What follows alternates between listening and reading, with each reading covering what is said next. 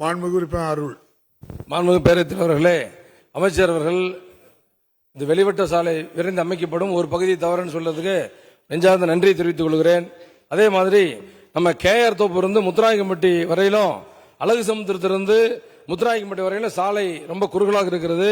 அதே மாதிரி பெங்களூர் பைபாஸ் ரோட்ல அரசு பொறியியல் கல்லூரி அங்கிருந்து முத்துராயக்கம்பட்டி பச்சாய்கோவில் வரைக்கும் ரொம்ப முக்கியமான இந்த 3 சாலைகளையும் விரிவாக்கம் செய்ய வேண்டும். அதே மாதிரி சேலம் முக்கியமான பகுதி பள்ளப்பட்டி சூரமங்கல சாலையில் வரலட்சுமி திருமண மண்டபத்துக்கு பக்கத்தில் குழாய் பாலம் இருக்கிறது. எங்களுடைய மாண்புமிகு சுற்றுலாத்துறை அமைச்சர் இடத்திலே சொல்லும் பொழுது அவர் ஆய்விலே மாண்புமிகு ராஜேந்திரன் அவர்கள் ஆய்விலே சொல்லும் பொழுது கூட அந்த பாலத்தை உடனடியாக செப்பனிட்டு தர வேண்டும் என்று அன்றைக்கு சொன்னார்கள். அந்த குழாய் பாலத்தை மாற்றி பெட்டி பாலமாக மாற்றி தர வேண்டும். அதே மாதிரி மாண்புமிகு அமைச்சர் அவர்களிடத்திலே 2 ரவுண்டானா கேட்டேன். நம்ம புது ரோட்டிலையும் சேலம் பால்பனைக்கு பக்கத்திலையும் புது ரோட்டில் ரவுண்டானா 5.5 கோடியிலே அமைத்து மிகச் சிறப்பாக வேலை செய்து கொண்டிருக்கிறீர்கள். அதே மாதிரி பால் பண்ணையிலையும் 1.25 கோடியிலே ஒரு ரவுண்டானா அமைத்து கொடுத்திருக்கிறீர்கள்.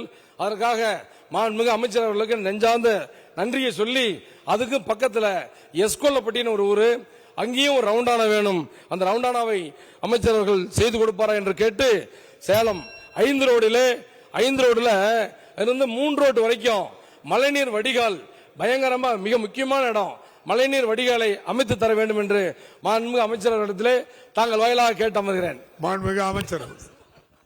மாண்புமிகு பேரவைத் தலைவர்களே, அவர் ஒரு கேள்விக்கு பதிலாக 9 கேள்வியை தொடர்ந்து அவர் கேட்டிருக்கிறார்கள்.